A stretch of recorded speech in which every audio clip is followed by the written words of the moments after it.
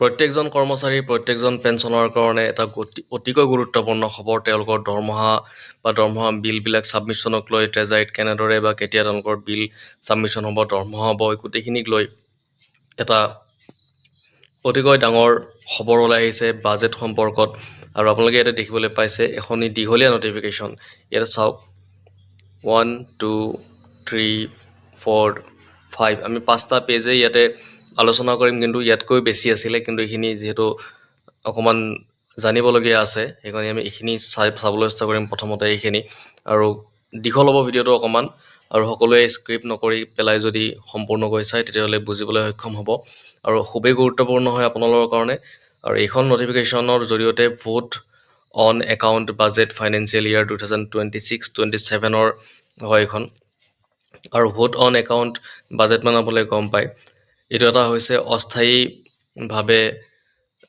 কাম কাজবিলাক দৈনন্দিন যিখিনি খৰচ থাকে সেইখিনি অস্থায়ীভাৱে কৰা হ'ব যেতিয়ালৈকে সম্পূৰ্ণ বাজেট গৃহীত নহয় আৰু সেই সংক্ৰান্ততে এই নটিফিকেশ্যন প্ৰকাশিত কৰা হৈছে তো government of Assam finance budget ডিপাৰ্টমেণ্টৰ ফালৰ পৰা এইখন নটিফিকেশ্যন প্ৰথম 1 এপ্ৰিল তাৰিখত আহিছিলে আৰু এইখন পঠিয়াই দিছে all additional chief secretaries principal secretaries commissioner secretaries to the government of Assam all heads of department আৰু ক'ৰ পৰা আহিছে চাওক commissioner secretary to the government of Assam finance ডিপাৰ্টমেণ্টৰ ফালৰ পৰা আহিছে খুবেই গুৰুত্বপূৰ্ণ হয় গোটেইখিনি কথা আমি চাম ইয়াতে কি দিছে স্কিপ নকৰি সম্পূৰ্ণ চাব বুজিব পাৰিব তেতিয়া কথাখিনি আহক আমি ভিডিঅ'টোৰ ফালে আগবাঢ়ো ইয়াতে বিষয়টো দিছে 2026-2027 বৰ্ষৰ ভোট অন একাউণ্ট বাজেটৰ যোগাযোগ মই এই কথা জনাবলৈ নিৰ্দেশিত দিছোঁ যে 2026-27 বিত্তীয় বৰ্ষৰ প্ৰথম 4 মাহৰ 1/4/2026 পৰা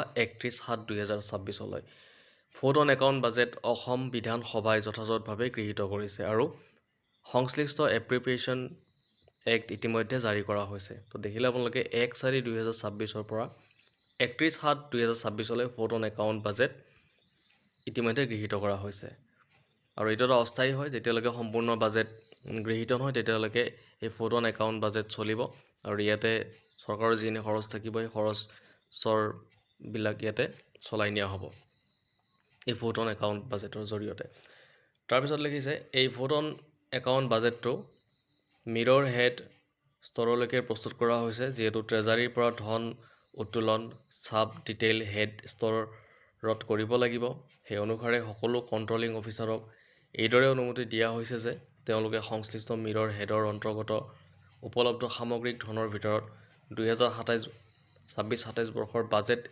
এষ্টিমেটছত উল্লেখিত চাব ডিটেইল হেড অনুসাৰে নিজ DDO-সমূহলৈ চাব ডিটেইল হেড ভিত্তিত বাজেট বণ্টন কৰিব পাৰিব সকলো জ্যেষ্ঠ সচিবসকলক অনুৰোধ জনোৱা হৈছে যে তেওঁলোকে সংশ্লিষ্ট বিস্তৃত বাজেট যোগাযোগখন ভালদৰে অধ্যয়ন কৰি তেওঁলোকৰ প্ৰশাসনিক নিয়ন্ত্ৰণত থকা সকলো বিভাগৰ মুখ্য অধিকাৰী কাৰ্যালয়ৰ মুখ্য DDO-সমূহৰ মাজত ইয়াৰ ব্যাপক প্ৰচাৰ নিশ্চিত কৰিব যাতে কঠোৰভাৱে ইয়াৰ পালন কৰিব পৰা যায় সাধাৰণ নিৰ্দেশনাসমূহ ইয়াতে চাওক বিভাগসমূহৰ মুখ্য বিষয়াসকল হেডছ অফ ডিপাৰ্টমেণ্ট আৰু যিসকল প্ৰশাসনিক বিভাগৰ অধীনত কোনো ডিৰেক্টৰেট কমিশ্যনাৰেট নাই তেওঁলোকে প্ৰতিটো DDOৰ বাবে বাজেট বণ্টন কেৱল www.fin.assam.gov.in ৰ জৰিয়তে জাৰি কৰিব লাগিব বাজেট বণ্টন লাভ কৰাৰ পাছতহে DDO-সকলে ফিন আছামত বিল প্ৰস্তুত কৰি সংশ্লিষ্ট কোষাগাৰত ট্ৰেজাৰীত দাখিল কৰিব পাৰিব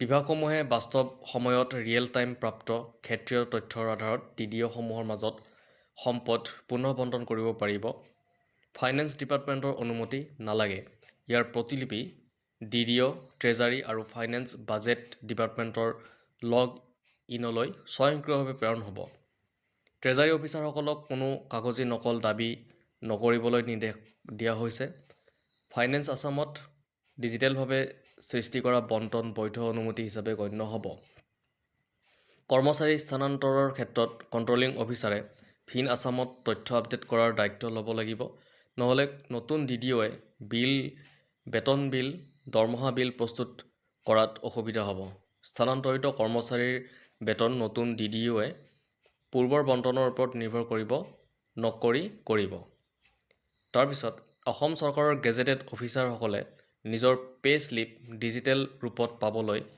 http://fin.assam.gov.in Assam Finance/go to employee emp login পঞ্জীয়ন কৰিব লাগিব।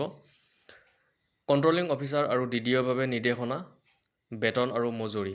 এষ্টাব্লিছমেণ্ট এক্সপেণ্ডিচাৰৰ অধীনত বেতন মজুৰিৰ বাবে DDO অনুসৰি ধন বণ্টন হেডছ অফ ডিপাৰ্টমেণ্টে ফাইনেন্স আছামৰ জৰিয়তে কৰিব লাগিব।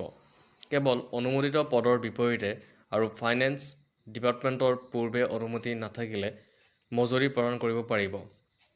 DDOয়ে ইয়াৰ বাবে ব্যক্তিগতভাৱে দায়ী থাকিব। DDOসমূহলৈ বণ্টন একেলগে কনচলিডেট মেনাৰ কৰা উচিত। 6 শিডিউল এলেকাত থকা DDOসমূহৰ বাবে সংশ্লিষ্ট অট'নমাছ কাউন্সিলৰ প্ৰিন্সিপাল ছেক্ৰেটাৰীয়ে বণ্টনৰ দায়িত্ব ল'ব। বাজেট লাভ কৰাৰ পিছত DDOয়ে ফাইনেন্স আছামত অনলাইন বিল প্ৰস্তুত কৰি ট্ৰেজাৰীলৈ দাখিল কৰিব লাগিব। কৰ্মচাৰীৰ তথ্য ফাইনেন্স আছামত আপডেট কৰা বাধ্যতামূলক। চেলাৰী সংক্ৰান্ত সকলো ৰেজিষ্টাৰ ফাইনেন্স আছামত অনলাইন ৰূপত ৰখা হ'ব আৰু মেনুৱেল পদ্ধতি বন্ধ কৰিব লাগিব।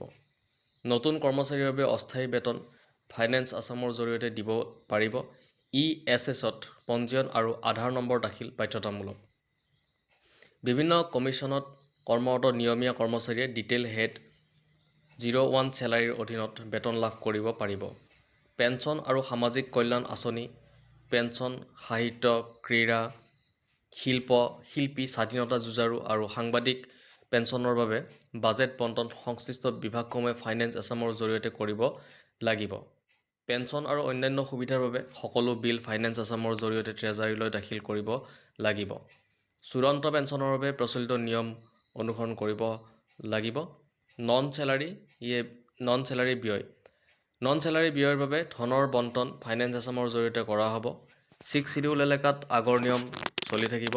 বিদ্যুৎ, পানী, ডাক, টেলিফোন আদি বিলৰ ক্ষেত্ৰত FOCৰ পৰা অব্যাহতি আছে। বিদ্যুৎ ব্যৱহাৰৰ নিয়ম কঠোৰভাৱে মানিব লাগিব। ভোট-অন একাউণ্টৰ সময়ত অপ্ৰয়োজনীয় ব্যয় যেনে অফিচ ৰিন'ভেশ্যন, ফাৰ্ণিচাৰ, ভেহিকল স্থগিত ৰাখিব লাগিব। ৰাজহুৱা ক্ৰয় আৰু AFR-BM আইন 2005 সকলো বিভাগে DFP ৰুলছ 2022 অনুসৰি অনুমোদন দিব লাগিব। অনুমোদনৰ সীমা ভাঙি নোহোৱা উচিত। এডমিনিষ্ট্ৰেটিভ এপ্ৰুভেল আৰু ফাইনেন্সিয়েল ছেংচন সংশ্লিষ্ট উচ্চপদস্থ বিষয়াই দিব লাগিব। টেকনিকেল ছেকশ্যন ফাইনেন্স আছামত বাধ্যতামূলক কৰা হৈছে। ভোট-অন একাউণ্টৰ সময়ত কেৱল প্ৰয়োজনীয় আৰু চলি থকা কামৰ বাবে ক্ৰয় সীমাবদ্ধ থাকিব। সকলো সামগ্ৰী আৰু সেৱা কেৱল GST নিবন্ধিত বিক্ৰেতাৰ পৰা ক্ৰয় কৰিব লাগিব আৰু চেল্ফ আণ্ডাৰটেকিং ল'ব লাগিব। GEM আৰু আছাম টেণ্ডাৰ পৰ্টেলৰ নিয়ম কঠোৰভাৱে মানিব লাগিব। পৰিৱেশ বান্ধৱ ইকো-ফ্ৰেণ্ডলি ক্ৰয় প্ৰোৎসাহিত কৰিব লাগিব। এডমিনিষ্ট্ৰেটিভ এপ্ৰুভেল বা ফাইনেন্সিয়েল ছেংচন নোহোৱালৈকে কোনো কাম আৰম্ভ কৰিব নোৱাৰিব। GEMৰ বাহিৰত GEM মূল্যত ক্ৰয় কৰা নিষিদ্ধ। তো দেখিবলৈ পালে ইয়াতে ভালেখিনি কথা লিখা হৈছে বাজেটক লৈ পেলাই, আৰু ইয়াতে চেলাৰী হওক বা যিখিনি ৰাজহুৱাকৈ ফাৰ্ণিচাৰ বা তেনেকুৱা ধৰণৰ বস্তুবিলাক কিনাৰ ক্ষেত্ৰত আৰু ক'ৰ পৰা কিনিব, কেনেকৈ কিনিব, GST থকা আপোনালোকে বিক্ৰেতাৰ পৰা বস্তুখিনি কিনিব লাগিব, এনেকৈ বহুতখিনি কথা ইয়াতে লিখা হৈছে। পেঞ্চনৰ কথাও লিখা হৈছে, সাহিত্যিক পেঞ্চন বা ক্ৰীড়া পেঞ্চন বা শিল্পী পেঞ্চন, স্বাধীনতা যুঁজাৰু তেওঁলোকৰ ক্ষেত্ৰতো বহুতখিনি কথা ইয়াতে লিখা হৈছে। আমি গোটেইখিনি কথা ইয়াতে চালোঁ, কিন্তু আকৌ কিছুমান আছিলে, মানে ভিডিঅ'টো যিহেতু বেছি দীঘল হৈ যাব আৰু কেইটামান পেজ আছিলে, সেইখিনি পেজ আমি স্কিপ কৰিলোঁ আজি। যদি আপোনালোকে বিচাৰে যে সেইখিনি পেজো নেক্সট ভিডিঅ'ত ইনক্লুড কৰিব লাগে, তেতিয়াহ'লে আমি নিশ্চয় কৰিবলৈ চেষ্টা কৰিম। আৰু যদি ভিডিঅ'টো ভাল লাগিছে, লাইক, শ্বেয়াৰ আৰু এটা ছাবস্ক্ৰাইব কৰি দিব।